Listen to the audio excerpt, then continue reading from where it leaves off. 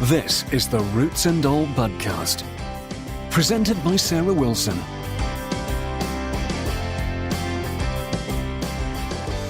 Hello, and welcome to this week's podcast, which I'm recording from the University of Essex, where I'm attending the Beth Chatto Symposium, which has an excellent lineup of speakers from the world of gardening, and I'm sure I'll report back to you about it in the next podcast. This has been a really exciting week for me for gardening-wise, because I went to visit somebody who has a specialist nursery, and I'm going to be bringing the results of that to you very shortly. But we also managed to get some video footage, which I'm hoping to upload to our YouTube channel. And I've also got some exciting news about an overseas trip, which I've got lined up. But anyway, cracking on with this podcast. Although we're now into September, I'm going to be reflecting back on the month of August and why it's a tricky one for some. And I'm also going to talk about my houseplant enemy number one for 2018. So it came to my attention this week, there's a phenomenon I can only refer to as the August meh, and I call it that because that's how multiple gardeners responded when I asked how they felt about their gardens at this time of year. The question arose when I took to social media to ask for suggestions of what to cover in the podcast and the blog. And one person asked, how do you keep motivated in your garden at this time of year when you know it's kind of just an inevitable downward slope into winter from here on out? And I have to admit, I was surprised because I've never had a problem with August myself. Sure, it's a bit quiet on the gardening front. The weeds are behaving quite well. There's not too much to do in the way of pruning. The veg patch is looking a bit fatigued. And as I mentioned in the last podcast, I definitely felt the absence of the roses over the past month. So I took to social media to canvass opinions as to how you can stay motivated in this relatively low-key month. And I was even more surprised to find that I'm the odd one out. Loads of people find August meh. So why is it that people lose their gardening oomph at this time of year? For some, it's the weather. For others, it seems to be an instinctual winding down. And for one person who responded, it's a temporary blip. And she says August is, quote, blousy, bit faded, nothing fresh. The light on the garden is often just wrong. Then September, new colours, new light, new ideas.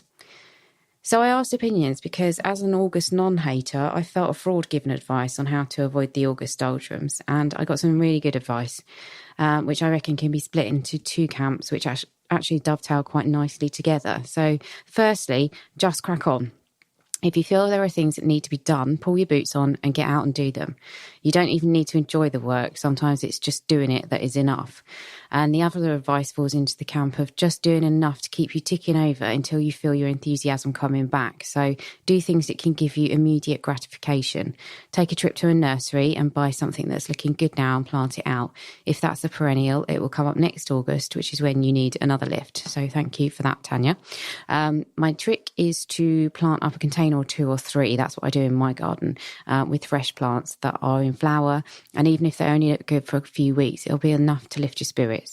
Also concentrate on the bits of your garden you can see from your windows so you don't get fed up every time you glance out. Even one plant that looks fresh or is flowering can provide a focal point that makes all the tatty stuff disappear into the background. And the other great distractions at this time of year are the bulb and seed catalogues. And as I said in the last podcast, now's the time to get your bulb order in and also your seed order. And if you really can't bear to go out and sort through your garden, sit indoors and look through all the plant porn in the catalogues and dream about the possibilities that next year holds. That's the next best thing. So all this August bashing got me thinking, why don't I have the August blues? And I know I've been a bit less enamoured of my garden than usual this year, but that's been the extremely hot summer that's given it a bit of a pounding. But I think the answer is that most of the gardens I've worked in subscribe in some way or another to the new perennial style of planting. And the new perennial movement, as it's called, is a style of planting synonymous with a designer called P. Udolph. It mimics natural planting you might find in a prairie or a stylised meadow. And you may have seen an example of his work if you went to the RHS Hampton Court Flower Show this year, where he created a meadow-style display. You can also see his signature style in the planting of the High Line, which is a public space in New York. And if you haven't seen it, I recommend go online and find some pictures of it, if you can't hop over to New York for the weekend, obviously. The reason the new perennial style works in August is because this is when many of its key plants really get going. Have a look at the Twitter feed of Sussex Prairies to see just how much their garden starts to take off throughout August to almost breathtaking degrees. And the other type of plant used very much in this style of gardening are the grasses, which again are absolutely in full swing throughout August, and they give life and movement to the garden when everything else is looking a bit conked out. Personally, my August is made bearable in my garden by the following plants. I've got dahlias. Lythrum has been looking really good, and that's flowered non-stop for months. The Japanese anemones come out this time of year. Good old Verbena bonariensis, rudbeckias, echinaceas, heleniums, salvias and sanguisorbas are all good performers for me in my garden at this time of year. In episode 7 of the main podcast, which is out on the 18th of September, I talked to Peter Thurman, who's an incredible plant expert. And one of the many wise things that Peter says is don't beat yourself up if your borders don't look good all year round. If you go for impact in a bed in May and June, it can be difficult and labour intensive to have it still looking good through to August. So sometimes you just have to face the fact that there'll be downtimes in your garden and use these to take some time out from working in it. And if you really can't bear to deal with your outdoor greenery, or as in many cases it is yellow at the moment, you can always concentrate on your indoor plants instead, which, if they're anything like mine, are riddled with thrips. Jason Stevens mentioned thrips in episode 6 of the podcast, but they're not something I've had a problem with until this year, when suddenly they're appearing everywhere, not just on my plants, but on clients' plants in their homes as well. I've said it before on the blog, and I'm going to say it again and again, as much to remind myself as anyone else, but check the undersides of the leaves on your houseplants every few days. In the blink of an eye, pests can appear. They can multiply and damage your plants, and the only way to prevent damage is to spot the little toe rags and get rid of them before any damage is done, which is exactly what I didn't do with the thrips that appeared on my own Alocasia stingray. And I should have been better prepared, because Alocasias are magnets for horrible sucking pests. But before I knew it, the leaves had taken on a slightly sickly, pale look, and on closer inspection, I spotted thrip larvae on the underside of the leaves.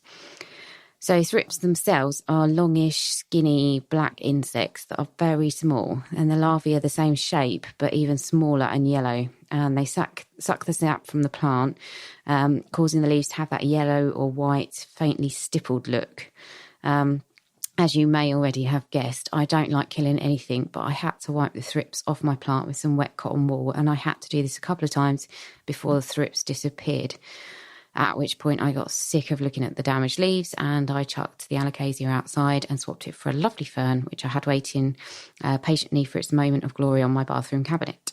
And I haven't checked it, but I suspect the Alocasia is now thrip-free and happy as Larry. So if anyone knows why 2018 has been the year of the thrip, please let me know. So thank you for listening. I can now say that the amount of times the podcast has been downloaded is into the thousands, which is brilliant and a bit scary. So thank you. But I can't let you go without nagging you a little bit, can I? So out of the thousands of times people have listened, only 13 of you lovely people have rated and reviewed the podcast in iTunes. So please, if you can, I know it's not the easiest thing to do actually, but if you get a chance, please rate and review the show so that other people get to know that I'm here. And don't forget, I'm always up for suggestions for future episodes and potential guests. So check me out on Twitter, where I'm Roots and All, Facebook, where I'm Roots and All UK, and Instagram, where I'm Roots and All Pod. And don't forget, you can always email me podcast@rootsandall.co.uk. So have a great week, and I will catch you next Tuesday.